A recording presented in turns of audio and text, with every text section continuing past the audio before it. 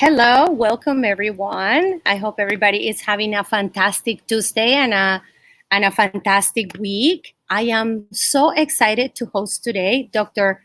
Melina Abdullah. She is a co-founder to the Black Lives Matter, and she is also a professor of Pan-African Studies at LA Cal State.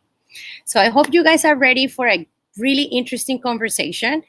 And as a lot of questions, you can post them in the comments. You can also send them, to me in a private chat. I'm also streaming on Twitter and Instagram, so you guys can do it all and join the conversation. Let's see. I'm waiting for. Something happened, I think, to the Instagram. Let's see if it's working again. Can you hear me? Let's see. I think I'm going to bring you on Instagram. Okay. I think that it's coming in. All right. All right. Is it working now? Yeah. It's perfect. Okay. What I'll do is I'm going to lower the volume completely. And then we are all set. How are you doing? I'm good. How are you doing? I'm doing good. Just handling pandemic businesses. This is weird. Pandemic, being alone, cooking at home, all that good stuff. Walking a lot, wanting to return to some sort of normality, but I don't think we're ever going to return to any normal. It's not going to be normal anymore. Right. There is something wrong with this. You said lower the volume all the way, which I did. Yeah, lower the volume on your phone. But I can still hear it. Why is that? So look, this is what because you need to lower completely the volume on your phone and maybe lower a little bit of your computer. Oh, lower my computer too? No. Also a little bit. That might help with the feedback. It is what it is. Okay. It is what it is. It is what it is. I don't know what else to do. Is it in the settings, you think? No, I think when you grab the phone on the side, just go lower completely, maybe if I go to sound, and then we'll be all set. Okay, I put it to silent mode. Let's see if that works. I think that's perfect. I can already feel it. Wait, but now I can't hear you on the computer. Okay, that's okay. There we go. You can hear me somewhere, that's fine. Okay, can you still see me on Instagram? So look, if people are watching on Instagram, it is what it is. You got to make do because we are not broadcast professionals. We are regular people. Okay, how's that? Is that better? I think it's good. If you guys think that this sound is good, just give us a little heart or thumbs up or put something in there that we know. Give us some feedback. But I think I can hear myself fine. Okay, I can hear you too. Beautiful. Okay. Welcome everyone. I am so excited to be hosting today Dr. Melina Abdullah, co-founder of the Black Lives Matter. I wanted to invite her to talk to me and share a little bit about the current COVID-19 and how this is affecting the Black community, not just in Los Angeles, but all over. Sure. There's a lot of reports that we've been seeing. Yeah, there's a lot of reports that we have been seeing around Black people and brown people being more affected, disproportionately affected by COVID-19. So welcome. How are you doing? Thank you. I'm good. So everybody's well, and I'm thankful to be joining you. It's, social media is our socialization right now. So I appreciate that. So a couple of, I guess it's been several weeks since we got data reports, about 3 to 4 weeks that we got data on racial and ethnic data. And so we want to be very clear that nothing comes from government, nothing comes from institutions without people's demand. And so we remember that it's been about 4 weeks now since Chicago reported its racial data, where we found that more than 70% of the deaths in Chicago, COVID-related deaths, were of Black people. And then other cities began to report. We got, I think, 40% out of New Orleans, We know in St. Louis, it's 100% of the deaths. It was 40-something% of the deaths in Detroit. And so we wanted to know, well, what did it look like in Los Angeles? And there was no racial data being released for Los Angeles or LA County. And so we made a demand. We engaged in an online campaign for LA County to release their data. And our city council member, Herb Wesson, really picked up the community demand and made the request of the Board of Supervisors. And we finally got it released. And just as we expected, that data showed that Black people are dying of COVID-19 at twice our population share. And we actually believe it's a higher number than that because there's a significant number, almost 10%, for which there is no racial data collected. We know that when there's a suppression of racial data, it's usually because there's Black folks in it. So Black people constitute 9% of LA County and over 17% of the COVID-related deaths. What was trotted out is that this is because of underlying conditions. And so there was an attempt to do what is often done, which is make Black people responsible for their own oppression. So they said Black people are dying of COVID-19 because we are irresponsible eaters, because we don't exercise enough, because we're overweight, right? But we know that all of these underlying conditions, diabetes, hypertension, asthma, obesity, are caused by the underlying condition of anti-Black racism. So I know that you do work on environmentalism. When we think about environmentalism, that affects, right? How does environmental racism impact the asthma rates among Black people? We know that there are food deserts in Black communities. In my neighborhood and yours, there aren't very close comprehensive grocery stores, right? We know that most of the restaurants are fast food restaurants. And we know what's affordable to Black people is not the organic produce and those kinds of things that feed us in a healthy way. And so what happened is it's been 12 days now since 50 of the most influential Black leaders in Los Angeles got together and developed the Black LA demands. So we developed a set of 55 demands that specifically speak to the needs of Black communities. And this is one to debunk the idea that Black people are responsible for our own oppression, and in the case of COVID-19, our own deaths, right?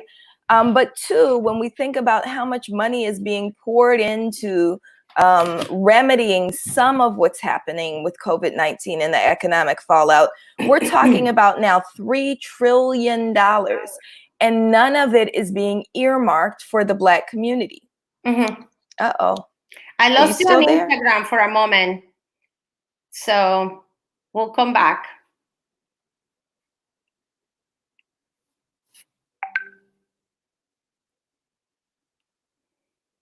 Hey, you still there? Yeah, I'm right here. I see you. But I lost you on Instagram for a moment. There you go. Got it.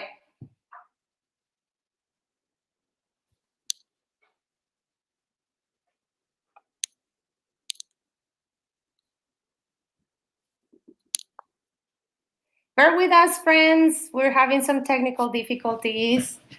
Very understandable in these COVID times. But this conversation is great, and I hope you guys are having a lot of questions. And if you have questions, please join the questions on Instagram, Facebook, Twitter. Just send your questions away. Welcome back. Hey. There you go. Sorry about that. I think we lost. Okay, are you still, you're there, right? I'm here. I can hear you and I can see you perfectly.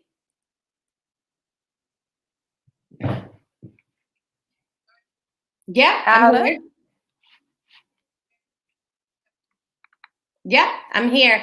I can see you on Facebook over here, and I can also see you on Instagram.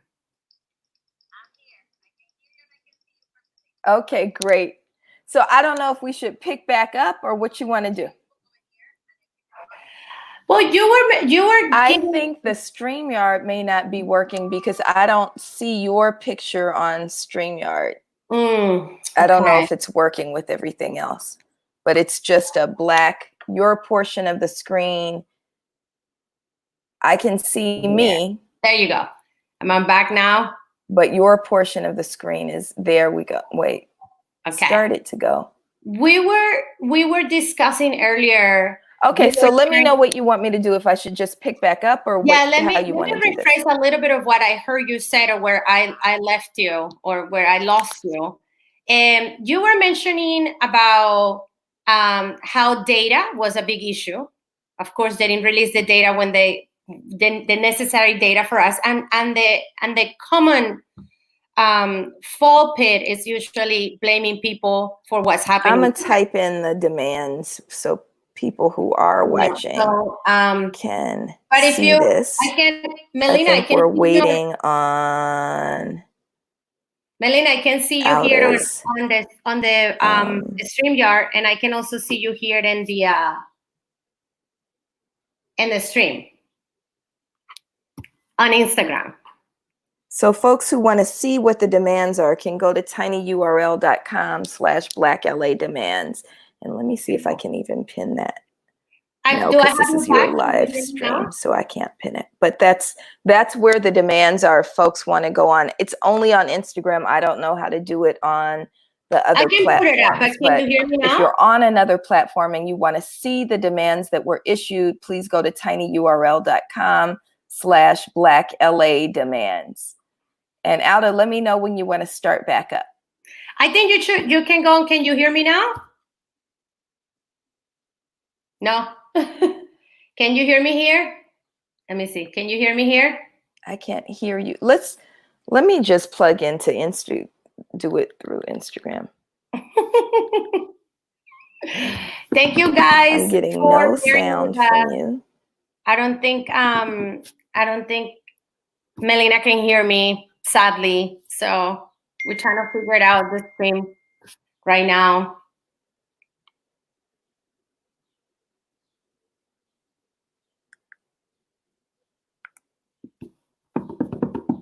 Melina, can you hear me? Are you there at all? Yeah, I'm right here. Can you see me on Facebook?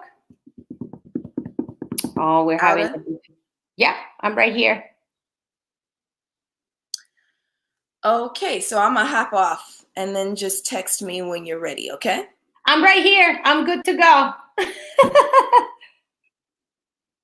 Okay, can you see me here on this screen? Okay, perfect.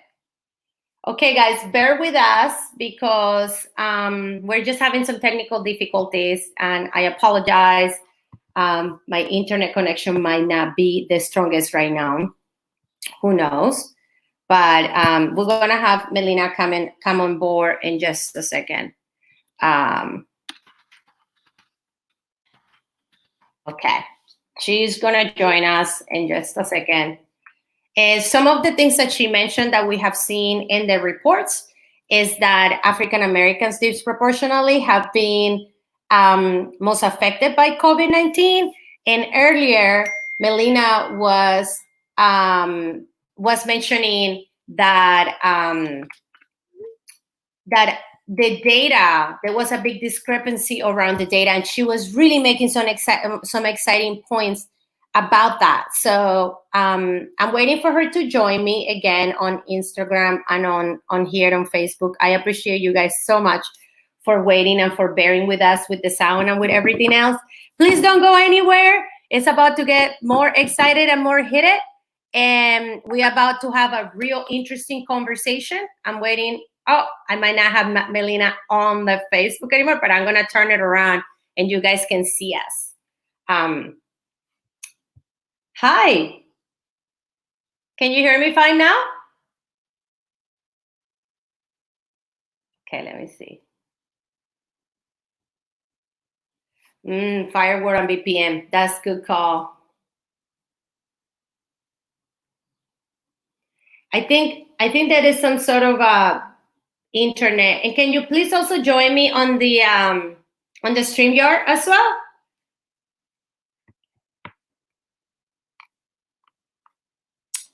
We're trying, guys. We're trying. We can't hear you. I know. No, don't switch to Instagram just yet, y'all. Let's just.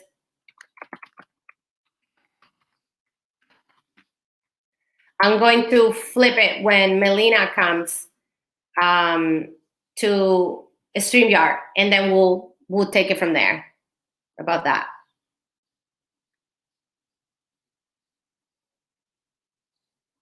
There she is. All right, Melina, no worries. Here it is. You got this. Okay, I'm gonna turn it around so we can all watch. There you go. This is what how we're gonna do it. No problem. Okay. All right. So they're on Instagram watching you, and they're also watching you from Twitter, from Twitch. We're also on Facebook, and we're also on YouTube. So Here we go. Let's take it from the top. All right. So you want me to talk about the demands? Yeah, you were mentioning earlier that the data was a big discrepancy, and this is the reason why you guys decided to come up with these demands. Right. Well, once the data was released, it made it urgent. So just to roll it back a little bit, that we had data that was released nationally, right? So we knew that Black people were dying at 2 to 3 times our population share in cities like Detroit, New Orleans, in Chicago. It was 70% of the deaths. And so we said, well, what does it look like in Los Angeles? And LA County had not released racial data.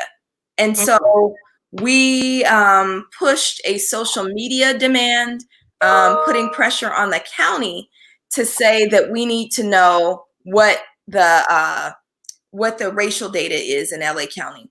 Herb Wesson, who's our city council member, last city council president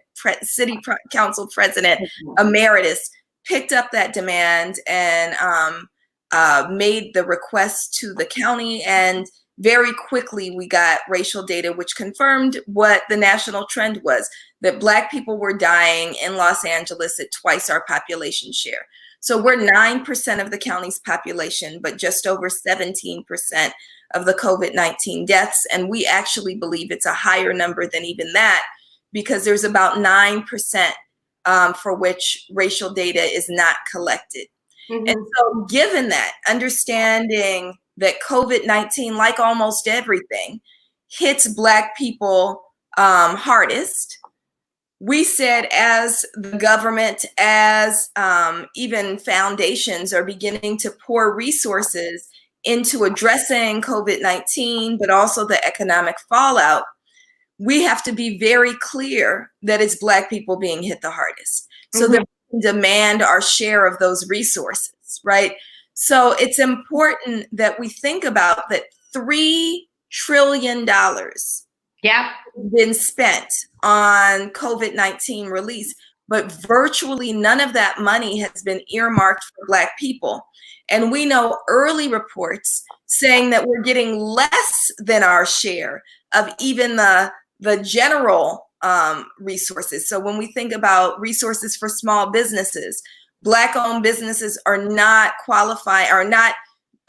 being considered for those loans, not being granted those forgivable loans. Instead, they're granting the loans to big companies like the Lakers and Shake Shack and, you know, all of these other big corporations. There is also folks that haven't even gotten their stimulus check back at all. Or you're a small business that don't bank with a big bank like Chase. I don't bank with Chase or with any of them. But if you don't have a big bank, so then you're in the back of the line. Right. So I'm one of those, right? Don't bank with a big bank because I believe in banking Black, right? You know, I haven't gotten a stimulus check, but even those who have gotten their stimulus checks, right?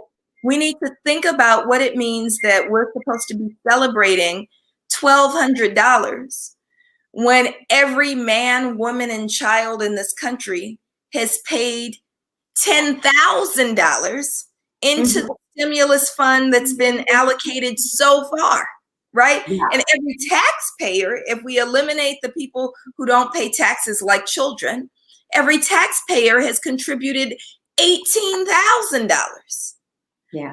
So you're supposed to celebrate getting back less than 10% of what you paid in. Yeah. And these big corporations, this is really a transference of wealth from working class people, poor people, Black people, brown people, indigenous people, right, to white supremacist corporations. Mm-hmm. And so we need to be making demands. So about 12 days ago, 50 of the most influential Black leaders in greater Los Angeles got together. We had a meeting. We called it with less than 24 hours notice, and everybody got on. I'm talking about a diversity of Black leadership ranging from pastors to Muslim leaders to radical. I consider myself a revolutionary organizer. Like Black Lives Matter was there, LA Can was there, and we developed a set of 55 demands that specifically focused on the immediate and long-term needs of the Black community.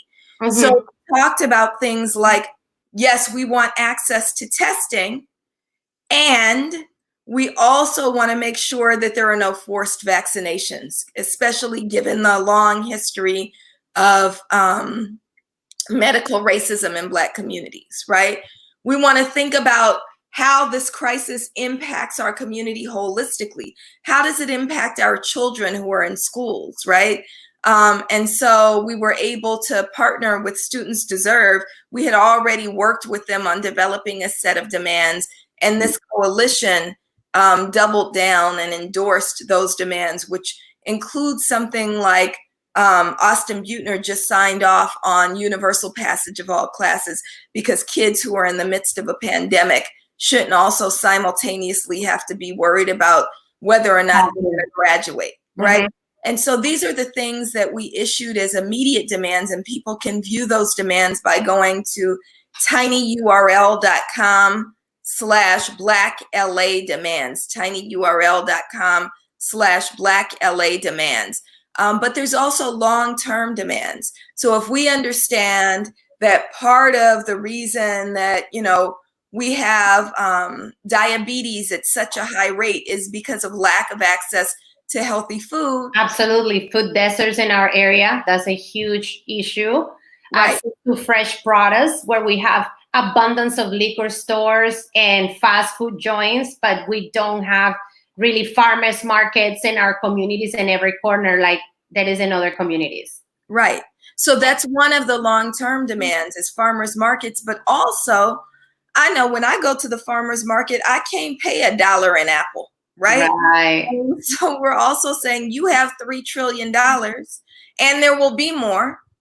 We want vouchers for produce for Black people. So we want to be able to go, and we want those vouchers to be universally accepted. Mm-hmm. So if you can't, let's say you can't get to the farmer's market, but you can get to Naturally Art Jamaican restaurant, right? Which also has produce there, that you can give them a voucher and that will help to buy you your fresh fruit and vegetables there. So anywhere that sells food would be mandated to accept these vouchers. So there's long-term demands like that. Long-term demands like we want classes on how to grow our own gardens. Absolutely. Right? Food swaps also. And also, like, one of my proposals when I was running for city council just recently was to give the opportunity to small stores, moms and pops in the corner, like your grocery stores, to also sell fresh products, tomatoes, onions,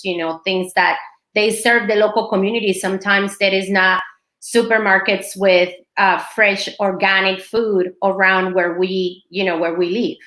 Right. Right. Absolutely. So all of those things are in the set of demands. And, again, there's 55 of them. So we spend up all our time if I walk through each of them, but it's a pretty comprehensive list of demands, including things like housing, a right to housing, including things like free public transportation. Absolutely. Including things like, and this is really important for Black Lives Matter, we know that the mayor just proposed a budget that we hope to block.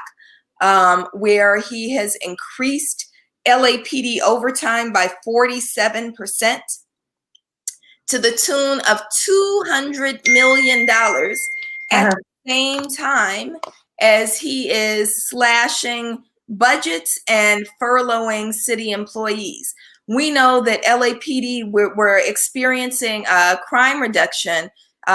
They said that there's a drop in crime of as much as 30%, which is the most dramatic. Crime is down below any level it's been in the last 40 years. So why would you need more police on the streets? What they're doing is putting police in places like food distribution centers and grocery stores to really intimidate and harass people, when what we should be doing is hiring people who don't have jobs and let them go to the grocery store and hand out masks so that the police don't have to come, not that they have to, so that the police aren't called to talk to people for not wearing masks.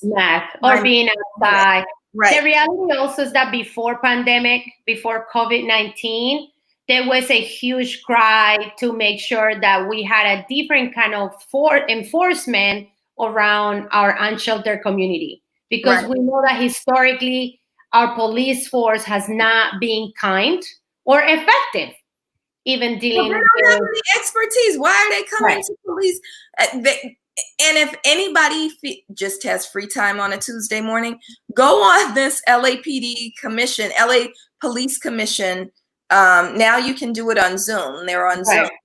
And you'll see that half of the chief's report is about police doing crap that they don't have. And I want to cuss, but I don't know if you cuss on here. But we'll keep it unfiltered here, so go ahead. They're doing shit they have no business doing, right? So why are police servicing homeless communities, houseless communities? They don't have any business doing that or any expertise in doing that. Let's instead make them give back that $200 million like the Lakers are meant, have to give back their millions, right? Make them give it back so that organizations like Los Angeles Community Action Network can service folks, right? Yeah, absolutely. I mean, what the reality here is, Melina, that once again, we see a government that is bailed out Wall Street. All of their friends got their money. They even got their money and a half because they laid off folks that now are relying on, the government assistance around unemployment and such. And sadly, the majority that are affected again is us. So we continue seeing this inequality, these racist practices all around. But I mean, look who we have running the show here. Someone that just said that we should inject a disinfectant and try to figure out how do we cure coronavirus on our own. So I think it's really telling that we're in a moment in history where we really need to step up in a radical way and demand. Because otherwise we're going to be left out like we usually do. But now they're taking so much, and I'm talking about Wall Street, they're taking advantage so much around this opportunity. The economy is going to be suffering for a couple of months, if not years, to recover. And at the end of the day, we, the everyday people that pay rent, I mean, there is huge despair right now around how people are going to pay rent. With a $600 check that they're getting from unemployment. That is, I mean, where you find an apartment for that much? How are you going to survive? So I think it's a real crime that we find ourselves again in this situation where we are the ones that are putting our effort and our backs to make sure that our economy continues to thrive, but yet we get the least amount of benefits and support from our leaders. Right. Well, I think it's important. So first of all, Trump is not my leader, right? But second of all, I think what you're pointing to is that we have two forms of oppression, right? So it's easy to point to Trump and say, that was idiotic, or, he's a narcissist. All of that is probably true, although I don't know if he's as much of an idiot as he pretends to be, right? Like, I think that could be all a ploy to connect with his base, right?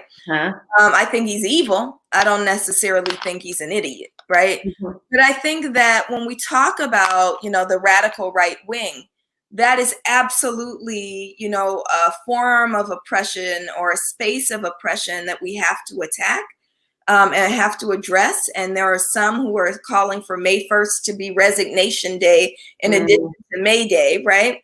I think it's important that we do that, but we have to recognize that it was the mayor of this city who allocated money to police, not programs. It was the mayor of this city who didn't want a real moratorium on rents.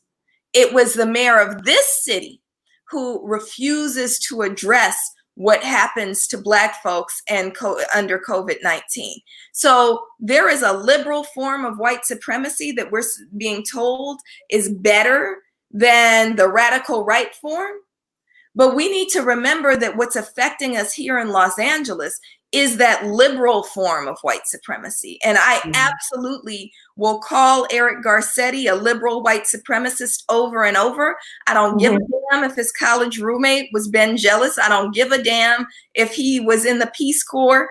Let me tell you how white supremacy works. The one time we did have a meeting with Eric Garcetti, he came in and spoke to African-American leaders, not Afro-Latino leaders. African-American leaders walked into the room and spoke to us in Spanish, as if all people of color can be collapsed, right? What were you doing? What were you doing that for? He then goes on to say, I understand the Black community because I was in the Peace Corps in Ethiopia. That shit does not make you understand the African-American community, and it's insulting as hell. And so what he does is surround himself by a bunch of Black yes men who see their role as cozying up to white power so they can ascend individually.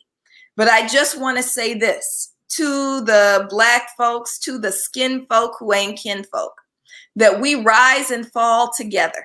And the idea that your individual advancement is going to somehow get you further, I want to remind folks that when your sons and daughters go out, they don't get to say, oh, I'm Jackie Lacey's son, don't shoot me, right? Police don't recognize your son, right? And so there is no escaping white supremacy. There's only dismantling it. And so it's really important that we recognize white supremacy, we recognize oppression in all its forms, not just the most repugnant forms, not just the most blatant forms, but also the forms that affect our daily lives. Yeah, the setup parts. And I want to ask you about the Jackie Lacey campaign, but before that, I just want to say something that for me has been very eye-opening. We have been missing the bar in LA in so many ways to create a real progressive with a real analysis in a movement that is going to include Black, Afro-Latinos, brown folks, that we're not all the same, and that we might be oppressed by the same systems, but we're not all the same, and we have just been missing the bar. And we have opportunities over and over to elect people that are going to stand with us. And it's so sad for me to bring back this idea of the money in politics, because we have a city council member that is chosen by unions, which I'm much in support, but sometimes they are also missing the analysis and the bar. That we have a body of government that is chosen by and put in place by developers who care three less about who can pay the rent or who cannot, or who can live here, or who's going to be displaced or not.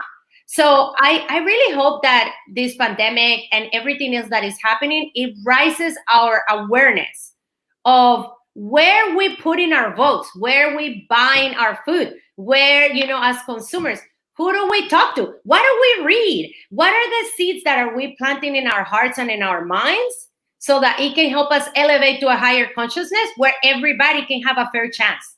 I'm not asking to have more than anybody else. I'm asking to have a chance and to be able to thrive in a city where every day we see it being built by people that have access, have power, and have money. Yeah, Absolutely. We have to think about who we vote for. We have to think about where we spend our money, but we also have to think about what are we doing? The only answer is outside organizing, right? We have to organize. We can't expect institutions that were deliberately and intentionally set up to produce these outcomes to be the solution to our oppression. And so we have to also organize, and put pressure in every space possible.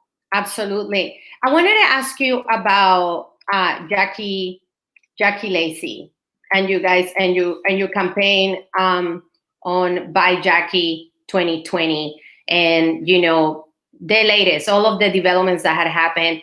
Now, I think Black Lives Matter was instrumental in making sure that a runoff happened. Here is somebody that we thought she was gonna walk in like, no problem. But now she's forced to have a conversation with folks and a race. Tell us about the moment when you showed up to her home with Black Lives to have a conversation with her that my understanding is she has not been able or willing to have. Ready, willing, or able, like unemployment, to have it. What crossed your mind when you see somebody that is in the public eye responding to activists in the way that she did that morning? Sure. So Black Lives Matter has been protesting Jackie Lacey for 2.5 years now. We have been outside of her office every Wednesday at 4 o'clock until the safer at home orders went into place. We were there every Wednesday with the families of those killed by police. And just so viewers know, the primary reason that we're protesting her, but among many reasons, is because in the county of Los Angeles, more than 600 people have been killed by police since she took office. And she has chosen not to prosecute those officers. We began our work trying to understand what impediments there were to her prosecuting officers. We had meetings with her. We tried to be cordial because there's always this narrative that Black Lives Matter is too disruptive. To be clear, nobody wants to be protesting every Wednesday at 4 o'clock. We do this work because we have to. If we could just ask her by writing a letter or making a phone call or having a cordial meeting, we would have stopped there. We did all those things. She refused, right? So out of the 600 and something folks, she's only even pressed charges in a single case, one case, right? So it's really important that we understand what got us there, that there are cases where the police were found to be out of policy, like the murder of Grishario Mack. Grishario was killed 2 years ago inside the Crenshaw Baldwin Hills Mall. They didn't even bother to evacuate the mall first. And the officers who killed him, Ryan Lee and Martin Robles, are still on LAPD, even though the police commission ruled that that was out of policy. Let me be clear, they shot Grishario and then stood over his body that was immobilized but not dead and fired additional shots to make sure he died. They didn't clear the mall of children and mothers and shoppers. Grishario was minimally armed, if you can call it that. He had a kitchen knife, which is not illegal. Jackie Lacey chooses not to prosecute those officers. She didn't prosecute the officer, Proctor, who murdered Brendan Glenn, who was recommended for charges by ousted police chief Charlie Beck. So we've been protesting her because there are more than 600 cases that I could recount where she is allowing murderers who wear a badge to go free. And that endangers our community. It endangers especially people like me and my children, right? Black people in particular. And so we've been protesting her because of that. We started off protesting in front of her office 2.5 years ago at the urging of Keisha Michael's twin sister. Keisha Michael was murdered in Inglewood by Inglewood police while she and her partner, Marquinton Sandlin, were asleep in their car. Those 5 officers who killed her were fired from Inglewood PD, and still Lacey chose not to prosecute. So Keisha's twin sister, who's a member of Black Lives Matter, Trisha Michael, said, look, it's not enough to get the officers fired because we worked for a year to get them fired. we also want them prosecuted, because when officers aren't prosecuted, they can just hop over to another police department. We saw that with the murder of Kenneth Ross Jr. The officer who killed him, Michael Robbins, had shot 4 other people before killing Kenneth Ross in Gardena. He used to work in Orange County, right? And so we need to have these officers prosecuted. And so we started protesting in front of Lacey's office. One of the things we demanded was a public meeting, and she refused that meeting. She initially refused, then she agreed to me personally. And then she called me the next day and recanted her agreement, saying that she didn't want to get yelled at. You're an elected official. Wow, okay. That's what you signed up for. And so after 2.5 years, as she's running for a 3rd term in office, we said, oh no, you're going to meet with the people. And so pushing this meeting. On the eve of the March 3rd election, we decided, well, if Lacey will not come meet with people in South Los Angeles, even though she committed to doing so for a second time when the Stonewall Democratic Club, which is the traditionally LGBTQ club in West Hollywood, they stood in solidarity with Black Lives Matter and Black families and said that they wanted her, they demanded that she met with Black folks in South LA. She committed to that in October and said she would do it it was by December 1st, I think. And she never did it. So we gave her a little bit of a reprieve. But on election eve, we decided to go to her house in Granada Hills and have the meeting on her front lawn. Well, really the sidewalk in front of her front lawn. And we'd been there before. We'd actually protested in front of her house before. And people will know that this is a tried and true community organizing practice, that elected officials do not have the same right to privacy that private citizens do, right? That when you become an elected official, you know, everybody knows the address to the mayor's mansion. It's called public service. Exactly. Being a public servant. Right. So we showed up at her house. This is the second time we'd done so. And we poured libation, we prayed. We decided then, we set up 25 chairs. There were about 25 to 30 people. And she knew it was us. I walked to the door, didn't think much about it, rang the doorbell, and her husband, and people can just Google it, they can see the video themselves. Her husband opened the door and pointed a loaded and cocked, very large handgun at my chest and told me he will shoot me. Yeah. And that's what happened. That was, I saw that 12 minutes after or so that you guys posted that on your Instagram account. I was, to be honest, very concerned.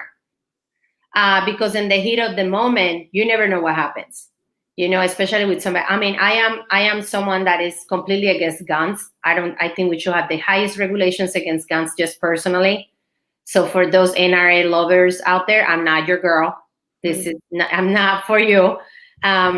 So I was really concerned that this happened to you. And I had fear in my heart, to be honest, because that could be me. I have gone to protest for rents, for the environment, for, you know, for other things before. And you just never expect something like that to happen to you, because it's your right.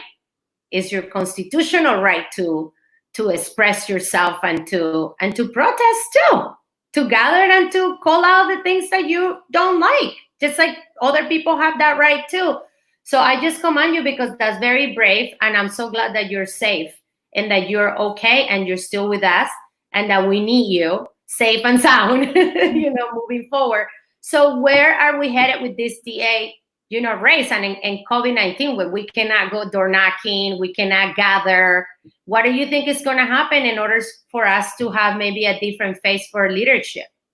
Sure. So we want to remind folks that the general election is just about 6 months away.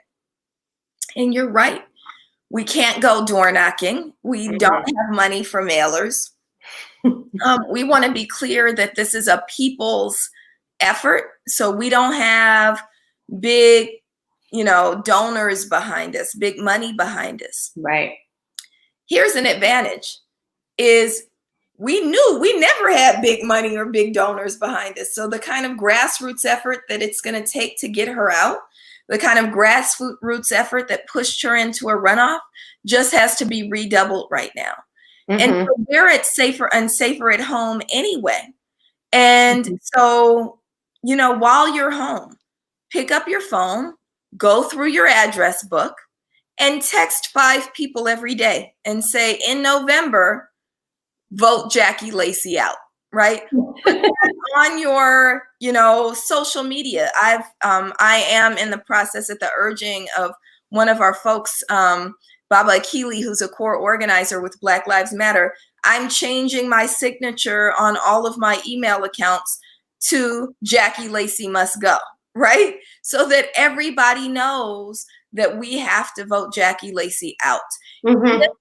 If you don't care about people getting killed by the police and you do care about, something else, decarceration, you should know that Jackie Lacey continues to prosecute low-level crimes even in the midst of a health pandemic. Yeah. If your thing is, marijuana usage, you should know that Jackie Lacey was one of the few district attorneys who refused to expunge the marijuana records until the last minute when she was running for re-election and saw that on the wall. And so if your thing is the death penalty, you should know that Jackie Lacey continues to pursue the death penalty, even though Gavin Newsom has declared a moratorium on it in the state of California, and prosecutes under the death penalty solely people of color.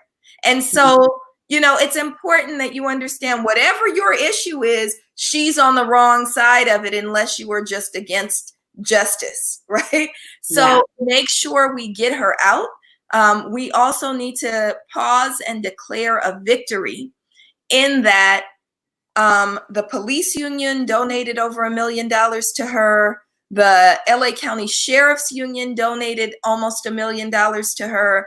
We were moving based on the $20 little donations that people have been donating to Black Lives Matter. And they said it could not be done because in 2016, Jackie Lacey ran unopposed.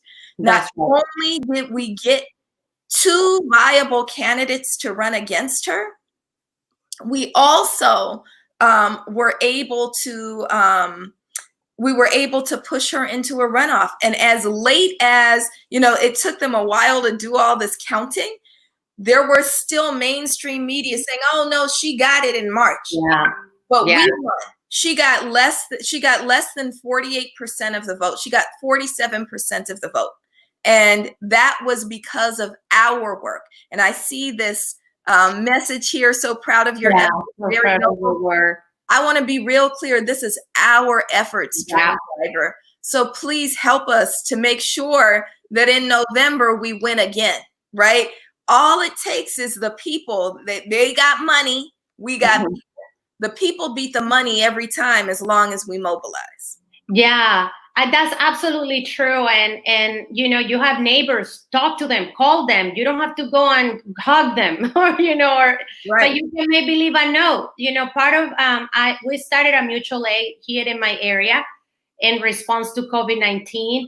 And one of the first things that we did was to create a flyer. Even if you don't have a printer, write it out. You know how exciting it is to get like a little handwritten note? Right. And our job was every street where you live, just leave a little note. This is who I am. This is what I care about. I'm here for you. Call me if you need anything. You need food, you need errands. I'm here. But you can do the same thing in terms of, the candidates that you support to make sure that we have change. Because especially now, and I want to bring this question, it's so important right now. This election is going to be so important at the presidential level and at the local level. In fact, super poignant at the local level. So some folks were asking, or someone was asking, how does the lack of enforcement of the Affordable Care Act, which is a whole other conversation, impacts Black lives? Right. Well, thank you for that question. For full disclosure, I am not an expert on the Affordable Care Act. Right. I can say that access to health care is a huge issue for Black people in particular. And I'd encourage you to follow the work of, I mentioned Baba Keeley before. He's been really instrumental in pushing access to healthcare, and that's written into our demands. One of the things that we're looking at is not just the Affordable Care Act, but Medicare for all, right? How do we make sure Absolutely. everybody gets quality, accessible health care? And then we also have to undo medical racism. We have to understand. So what I do is I do a lot of reading. And so there is data around Black people who even have healthcare, and I can even speak to my own experiences as a Black woman who have health insurance and then are not believed by their healthcare providers. So there's data that's coming out that when Black women say we're in pain, when Black women say we can't breathe and go to emergency room. I think we lost Melina for 1 second. Oh, we lost her for 1 second. And this question was so good. But one thing I want to say about the Affordable Care Act is we need Medicare for all, and we need it now. To the point that Melina was making, and until she joined us back, I just want to say that it's also, there is so much push around doctors and prescription drugs around people of color.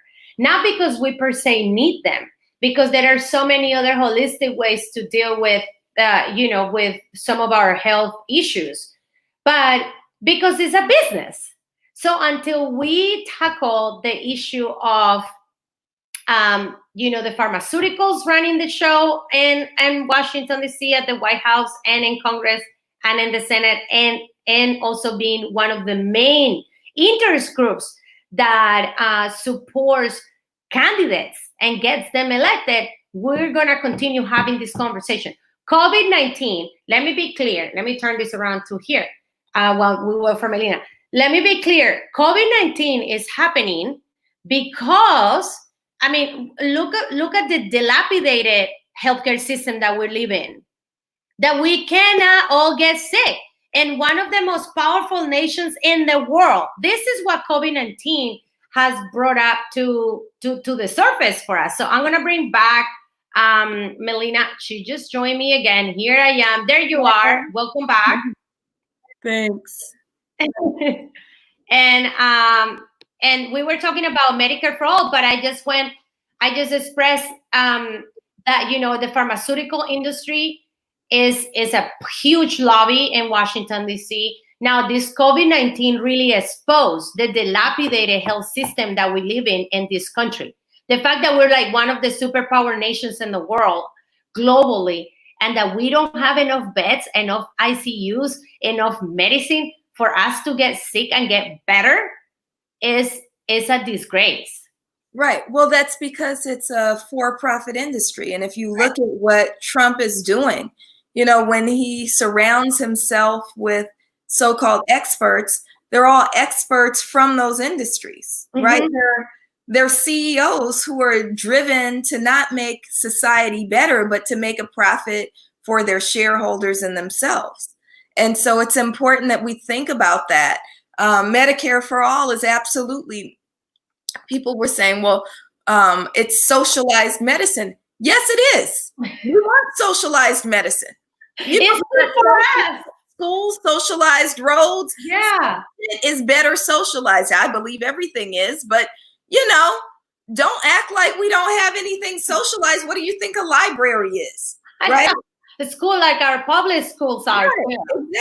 Exactly. Yeah. Well, I want to say thank you so much for joining me today. This has been such a great conversation. I am so grateful for everybody that joined and bear with us through the ups and downs of technology. So thank you guys for doing that. This is going to be 24 hours on Instagram, and it's going to be on Facebook forever, and also on YouTube. So hopefully people that couldn't see it can see it later. I know that you have been fasting. So I asked you this earlier, but one of the important things that I want to also share with people is the idea that this movement is not just sustained by ideas, but it's also sustained by something very deep inside of us, and also a connection with the higher power. So I don't know if you want to maybe leave us with, I know that you guys have a chant, or what do we call it, a song that you guys always say, and I love it, and I've been trying to memorize it, and I actually try to implement it in my campaign, not very successfully. So I'll absolutely do that. I need more practice, but I'll get there. And I just want to say thank you. I don't know if you have one last comments before we go, before we do our chant together. Sure. So this is the holy month of Ramadan. Ramadan Mubarak to all believers and everybody who's practicing during this month. This is a time where we fast, where we ask for forgiveness, where we practice charity in the mutual aid sense of charity. It's also a time where the fasting enables us to really focus on our spirituality instead of our bodies. It also allows us to connect with people who don't have food and water on demand, right? That we get a little glimpse into what that feels like. And it ties together not just Muslims around the world, but all people who are committed to justice. I really believe, and there's been an incredible series of conversations about Muslims and justice going on YouTube.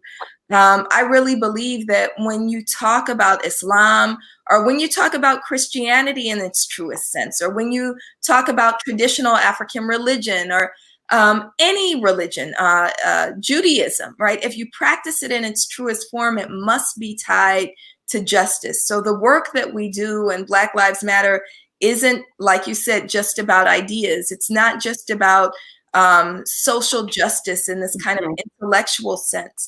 It is a sacred duty. It is our calling. If you are spiritual people, even if you just believe in the presence of your grandmother's spirit, right?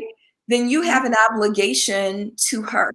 You have an obligation to the children who are to come, to do what you can in the way you can to leave the world more beautiful and beneficial than when we inherited it. And so that's the work. And I think that it's deepened, and our commitment is deepened during the holy month. And Muslims and non-Muslims, we pray that you think about that and take this month to really recommit ourselves to doing work that ushers in justice. And so the chant that we close all Black Lives Matter events with, and will you repeat for me? Yes, absolutely. I'm ready. Okay, so we do it 3 times. We start in a whisper, then we use our regular voices, and then we shout it so that our ancestors can hear us. And everybody in the chat should be doing it. If you're in your bathroom watching, or you're taking your walk, or you're in your computer, this is the time.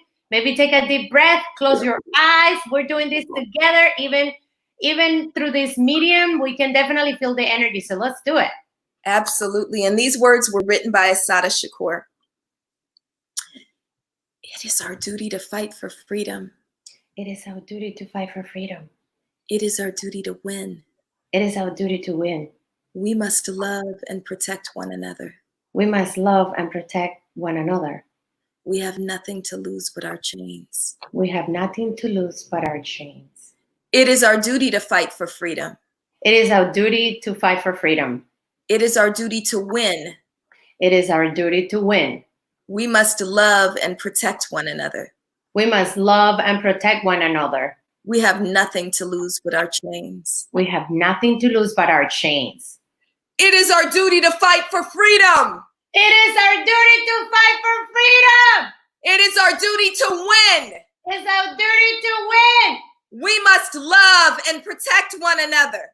We must love and protect one another. We have nothing to lose but our chains. We have nothing to lose but our chains. Ashe. Ashe.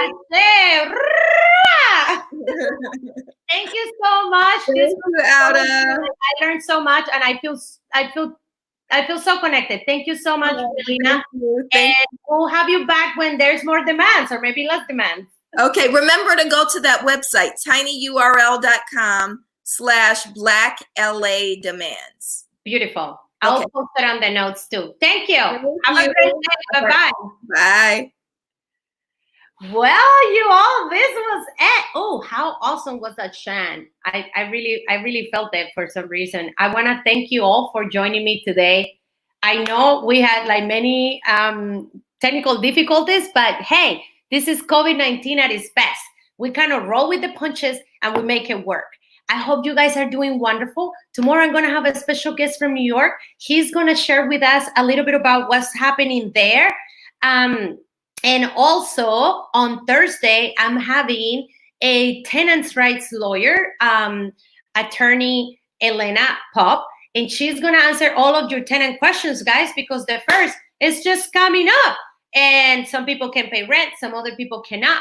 So I hope that you can join. And if you love what you watch and if you enjoy what you were seeing today, please share with a friend. Send them this message. Let them know that somebody is really informing our community and they must be on the lookout.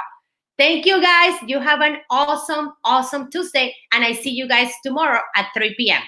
Bye-bye.